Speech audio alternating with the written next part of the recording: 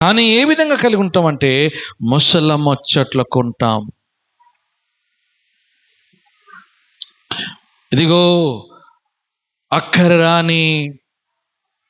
రాని కొరకు మనం మాట్లాడతాం, అవసరము లేని దాని కొరకు మాట్లాడతాం.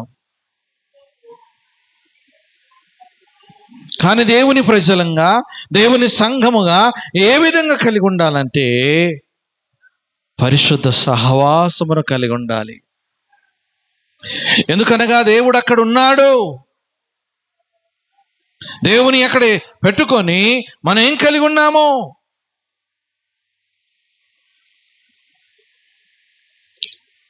సహవాసము.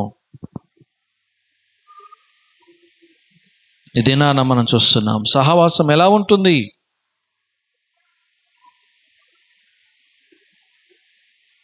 ఒక కుటుంబములో